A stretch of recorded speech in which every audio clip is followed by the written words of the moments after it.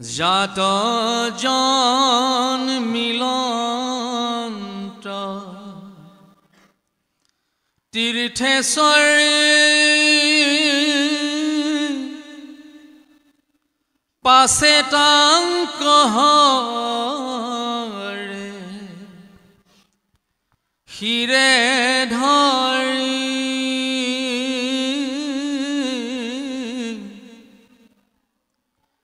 লভিলন্ত সুখ নাহি কয় অয়তাৰ পাৰ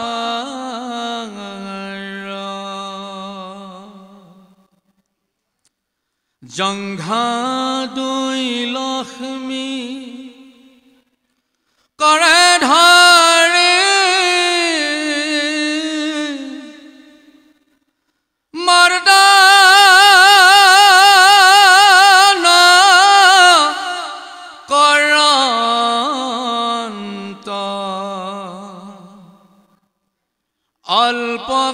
অল্পকাৰী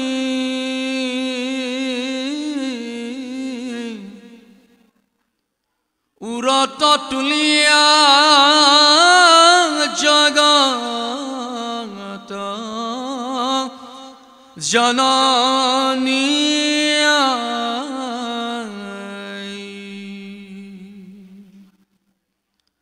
অলসী পুষ্পৰ পাখিনায় বলায় আশ্ৰয় উৰুদুই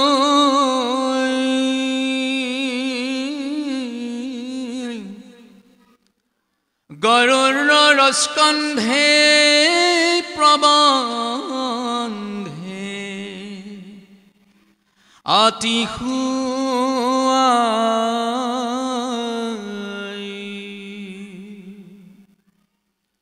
লম্বিয়া আশ্ৰয়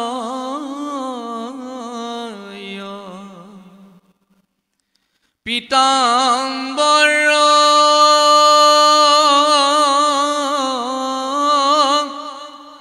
উপৰে মেখলা সুবৰ্ণৰ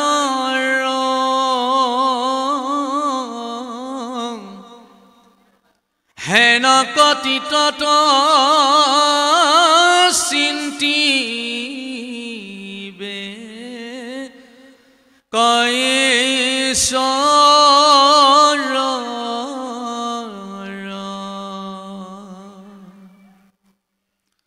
ভুৱন আশ্ৰয়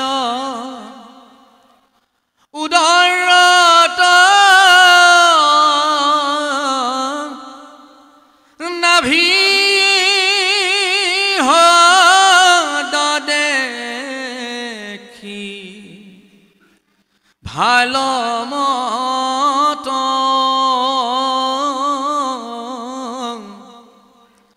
জাত জন্মিৱাছে লোকপদ মগুৰু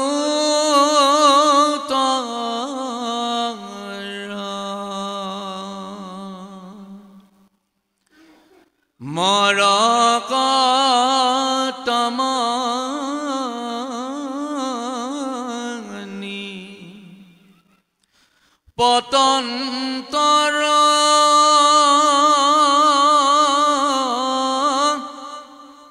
স্তনদয়াতি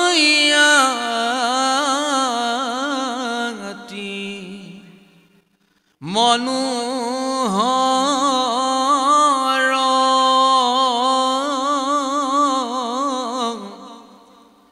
হাৰৰ কান্তি শ্ৰেত্ৰ বৰ্ণ প্ৰকাশ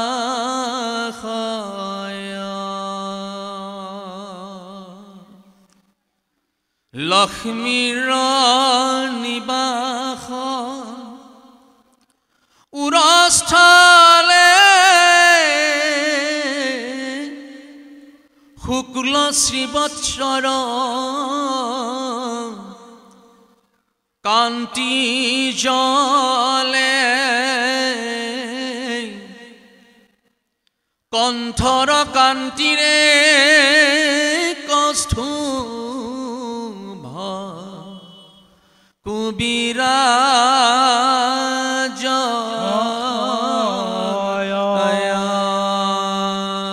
জয় কৃষ্ণ। হে গুৰু সমস্ত আইমাতি ক'ব, প্ৰভু ভগৱন্তৰ এই ৰূপটো, তেওঁ স্বৰূপটো বৰ্ণনা কৰিছে কপিল প্ৰভুৱে মাক দেৱহূতিক। কৈছে এইভাৱেদি তুমি তেওঁক চিন্তা কৰিবা।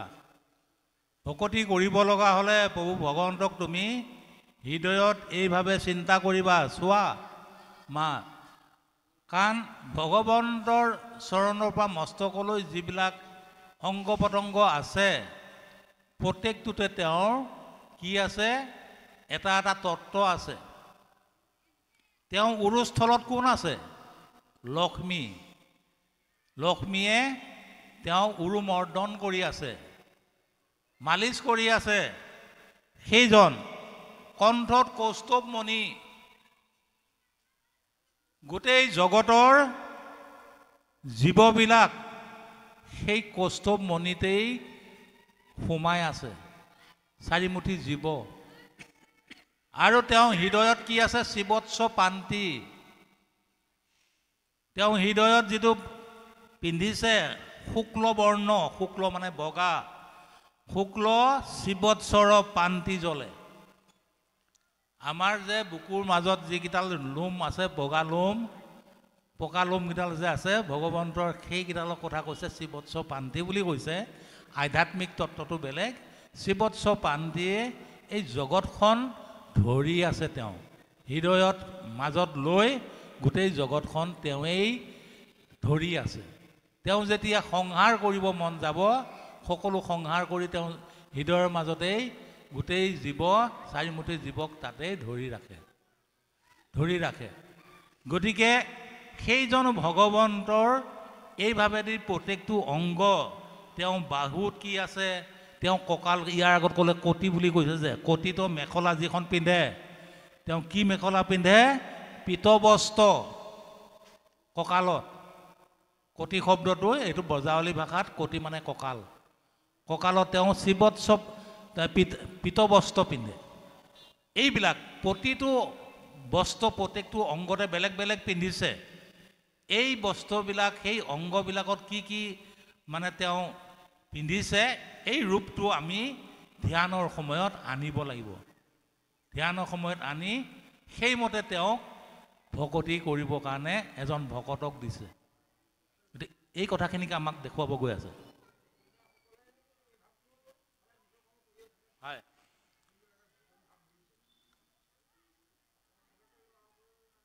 হয়, হয়,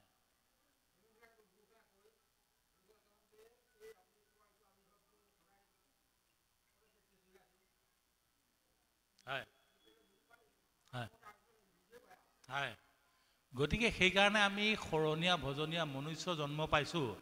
শৰণটো আমাৰ কেতিয়া দিব লাগে? 5 বছৰতে দিব লাগে। 5 বছৰ যেতিয়া মানে এইটো প্ৰহ্লাদ চৰিত্ৰত প্ৰহ্লাদে নিজে দৈত্য শিশুসকলক কৈছিলে, কাৰণ মানুহৰ আয়ুস 100 বছৰ।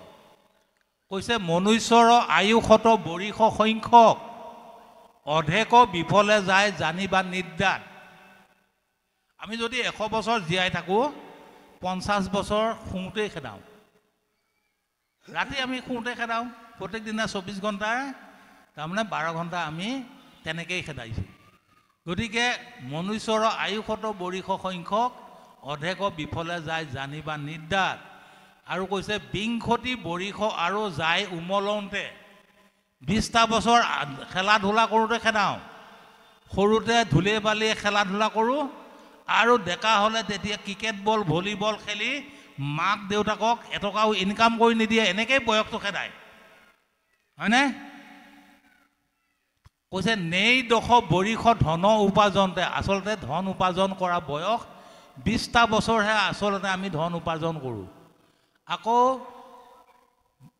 মানে আকৌ বৃদ্ধকালে নেই শেষ বৰিষ বিংশতি একো কাৰ্য সাধিবাক নাহিকে শকতি 20 বছৰ আমি বৃদ্ধকালত খেদাওঁ সেই 20 বছৰ কিন্তু আমাৰ কাম কৰাৰ দেহত শক্তি নাই বস্তু এটা ডাঙো বুলি দাঙিব নোৱাৰো ডেকা কালত যেটো দুমনীয়া বস্তা দাঙি লৈ গৈছিলো এতিয়া এডাং দাঙিলেও কঁকাল লাগে গতিকে সেই শক্তিটো নাইকিয়া হ'ল কৈছে নেই শেষ বৰিষ বিংশতি এই 20 বছৰ আমাৰ কি হয় মানে দেহত শক্তি নাইকিয়া হয় কৈছে আৰু চকুৰে সমজিব নোৱাৰা হওঁ চকুৰে নাকলে আশা পাশে বান্ধি গৃহতে থাকি মৰে হেন জানি শিশু হব এৰা আন কৰ্ম দৈত্য শিশুসকলক কৈছে প্ৰহ্লাদে কৈছে আন কাম সেইকাৰণে বাদ দিয়া ধৰিও কুমাৰ কালে ভাগৱত ধৰ্ম এই সৰুৰ পৰা ঈশ্বৰৰ চিন্তা কৰা ঈশ্বৰৰ নাম ল'ব চিন্তা কৰা ঈশ্বৰৰ কৰ্ম কৰা কৈছে মানুহৰ একটু এনেকৈ যায় 50 বছৰ এনেকৈ খেদালা 20 বছৰ বুঢ়া কালটো এনেকৈ খেদালা ডেকা কালত 10টা বছৰ মাত্ৰ মানে ধন উপাৰ্জন কৰিলা তাৰপিছত তুমি ঈশ্বৰৰ নাম কোন সময়ত ল'বা এতিয়া গতিকে সময়টো নাই গতিকে এতিয়াৰ পৰা ঈশ্বৰ কৰ্ম কৰা ঈশ্বৰ কৰ্মৰ মাজেদি তুমি সমস্ত বিষয় কৰ্মও কৰি যোৱা তাৰ মাজেদিয়ে সকলো কৰ্ম হৈ যাব কিন্তু ঈশ্বৰৰ কৰ্মটো নেৰিবা গতিকে এই ধৰণে আমাক কথাখিনি ভাগৱতে কৈ আছে গতিকে ভগৱন্তক স্বৰূপটো আমি আনিব লগা হ'লে তেওঁৰ দেহৰ যিবিলাক অংগ পতংগ আমি সকলো চিন্তন কৰিব লাগিব সেইভাৱে দিয়ে গতিকে আমাক দিছে ধ্যান বৰ্ণনত দিছে গুৰুজনাই কীৰ্তনত দিছে ধ্যান বৰ্ণন ধ্যানটো কেনেভাৱে কৰিব লাগে সেইখিনি সময় আমি তেওঁক একেবাৰে মৌন হৈ সেইখিনি সময়তে আমি তেওঁক চিন্তন কৰিব লাগে আৰু তাৰপিছতে আমি বিষয় কৰ্মত পৰিলোঁ বিষয় কৰ্মত পৰিলেও তেওঁ চিন্তা কৰি তেওঁৰ নাম মুখত ৰাখি যদি আপুনি তেওঁক কৰ্মবিলাক অৰ্পণ কৰি যদি আমি কৰ্ম কৰি যাওঁ সেইটো ভাগৱত ধৰ্ম বুলি কৈছে আপুনি আচৰি ধৰ্ম আনকো শিকায় সেইটো ভাগৱত ধৰ্ম জানা নিমিৰায় নিমিৰ ৰজাৰ সভাত নৱসিদ্ধই গৈ সেইটো বাক্য কৈছিল ভাগৱত ধৰ্ম কি বুলি নিমিৰ ৰজাই প্ৰশ্ন কৰিছিল কৈছে আপুনি যি জ্ঞান ল'ব ভাগৱতৰ ঈশ্বৰক চিন্তা কৰাৰ যিখিনি জ্ঞান গুৰুৱে দিয়ে সেইখিনি জ্ঞান আপুনি পালন কৰক আচৰণ কৰক আপুনি পালন কৰি আনকো শিকাওক আপুনি আচৰি ধৰ্ম আনকো শিকায় সেইটো ভাগৱত ধৰ্ম জানা নিমিৰায় গতিকে আমি ঈশ্বৰক চিন্তন এইভাৱে কৰিলে সেইটো ভাগৱত ধৰ্মই কৃষ্ণ গুৰু আপোনালোকে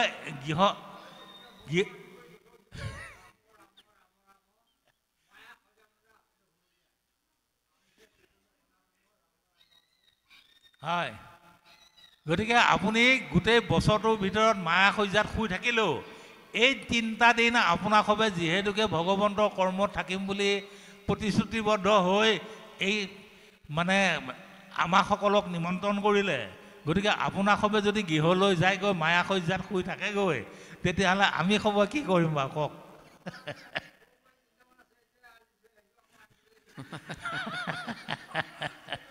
সেইকাৰণে ভগৱন্তই কৈছে বুজিছেনে কৈছে ভকতক পায়া যিটো নকৰে হৰি সাক্ষাতে মোক পাই কৰিবেক কি কৈছে ভকতক পাইবলৈ মানে ভগৱান বুলি ভাবিব নোৱাৰে যদি মই এই মুৰুলীধাৰী কৃষ্ণটো আহি তেওঁকে এতিয়া ইমান গুণানুকীৰ্তন কৰি আছোঁ তেওঁ আহি যদি সাক্ষাতে ইয়াত দেখা দিয়ে সেইজনকে বিচাৰি ফুৰিছোঁ নহয় দেখা দিলে কোনজনে তেওঁৰ লগতে গোটেই জীৱন থাকিব কওক অলপ সময় থাকিব তাৰপিছতে প্ৰভুক ক'ব হে প্ৰভু মোক গৰুকেইটা আনিব হ'ল মই গৰুকেইটা আনোগৈ আপুনি ৰওক অকণমান সেইজন কৃষ্ণকে বিচাৰি আছোঁ সেইজন কৃষ্ণক আকৌ কি বুলি কৈছোঁ যে আপুনি বহক মই গৰুকেইটা আনোগৈ মই অমুকটো কৰি আহিগৈ সেইকাৰণে কৃষ্ণই কৈছে কলি নৰসকলক মই দৰ্শন নিদোৱে তেওঁলোকৰ সময় নাই মোৰ লগত বন্দী হৈ থাকিব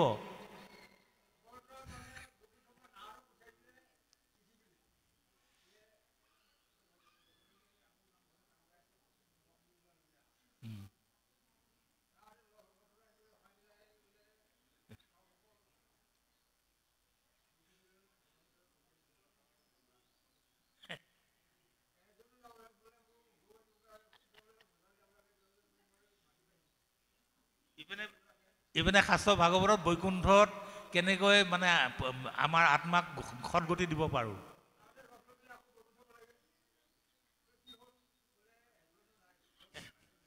বৈকুণ্ঠত অহা এজনো নাই, সেইটো হয় আছে, কিন্তু কথা হ'ল বিষয়ৰ মাজেদিয়ে আমাক মানে ভগৱন্তই কৈছে বিষয় বাদ দিয়াটো ইমান সহজ নহয়, সহজ নহয়। হয়, নোৱাৰিলে হয়।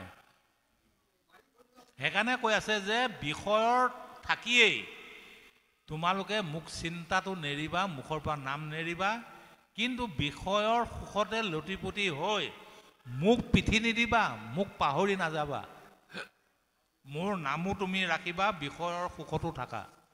দুইটা কৰ্ম। যেনেকৈ নাও এখন পানীত চলে, পানী নহ'লেতো কি চলিব নোৱাৰে, পানীত চলে। যদি তাত নাৱত যদি ফুটা ওলায়, পানী সোমালে নাওখন পানীৰ ওপৰত উপঙি থাকিবনে? নাওখন ডুব যাবনে নাযাব? ডুব যাব। কৈছে সংসাৰ সাগৰৰ মায়া সাগৰতে থাকিও, এইখন মায়াৰ সাগৰ বুলি কৈছে সংসাৰ সাগৰখন, এই মায়া সাগৰতে থাকি মায়াত ডুব যাব দিয়া নাই। যেনেকৈ পানী সোমালে নাওখন তললৈ ডুব যায়, ফুটা ওলাব দিয়া নাই আমাক, মানে সেই মায়াত ডুব নাযাবা, মায়া সাগৰতে থাকিয়েই সমস্ত কৰ্মক মোক অৰ্পণ কৰি কৰি গৈ থকা। মোক অৰ্পণ, যি কৰ্মই নকৰা মোক অৰ্পণ কৰি কৰা। তামোলখন খাব ওলাইছে, হে কৃষ্ণ, তেওঁৰ নাম লৈ আপুনি যি গ্ৰহণ কৰিছে, যি কৰ্ম কৰিছে, যলৈ গমন কৰিছে, তেওঁৰ নামত আপুনি তেওঁক আগত ৰাখি আপুনি যাওক। আপোনাৰ কিবা বিপদ থাকিলেও বিপদ কৰ্তন যাব, কৰ্তন যাব। হয় হয় হয় হয় হয়। সেইকাৰণে কৈছে হিৰণ্য কশিপু প্ৰহ্লাদৰ পুত্ৰক নানান দুৰ্গতিক দিল, হৰি নাম মহা কবচ প্ৰভাৱে তাৰ নোম নৰলিল। হৰি নাম মহা কবচৰ প্ৰভাৱে তাৰ নোম এডাল নোম লৰাব নোৱাৰিলে বাপেকে। হয় হয় হয়, তেওঁক অৰ্পণ কৰি খাওক, তেওঁ একো নহয়। আমি ভয় ভয় কৰি খাওঁ। আৰে অভয় চৰণত শৰণে লৈছোঁ, আকৌ ভয় কৰি থাকিব কিয়? মাৰে হৰি ৰাখে কোনে? ৰাখে হৰি আৰু মাৰে কোনে? বিশ্বাস। হয়, আপুনি বিশ্বাসেদি খাওক, সেই বিষেও কাম নিদিয়ে, কাম নিদিয়ে। আপুনি যদি ভাৱটো আনে, কোনোবাই কৈ দিলে যে আপোনাক বিষে খোৱালে, যদি সেই ভাৱটো আনে তেতিয়াই বিষ লাগিব। আপোনাক বিষাক্ত সাপেও কামুৰিলে, নেদেখিলে সাপটো আপোনাৰ কিবা পোক পৰুৱাই কামুৰিলে নেকি, এনেকৈ ভাৱত যদি থাকে, সেই বিষেও আপোনাক একো কাম দিব নোৱাৰে। হয়, সেইটোৱেই। গতিকে বাৰু যা হওক, আপুনি তেতিয়াহ'লে গৃহত যাবই যেতিয়া, আহক গৈ, বেছি দেৰি নকৰিব। হয় হয়, আহক যাওক, কাৰণ বিষয় সংসাৰত থকা কৃষ্ণ। যাওক এবাৰ আহক গৈ। বল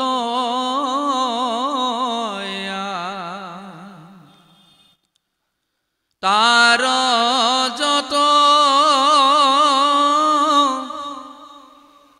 মন্দৰ গিৰি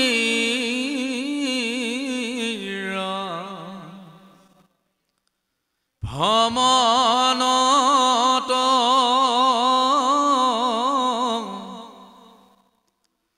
হৈ আছে ৰুখা জলে আতি অজাতিষ্কাৰ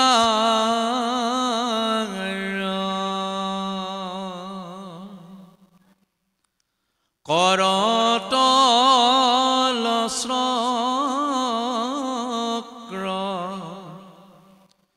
ধৰি সন্ত বৈৰত দমন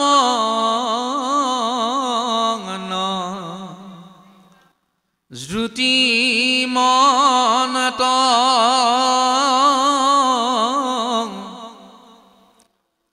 হাজাৰে কসুৰ সমত্ৰিক নটাৰ ধাৰ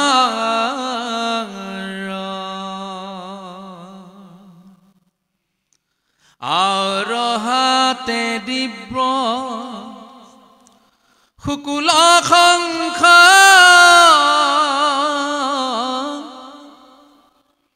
যাৰ দেৱ লাগি শংক পদ্মৰ উপৰে ৰাজ সজে ন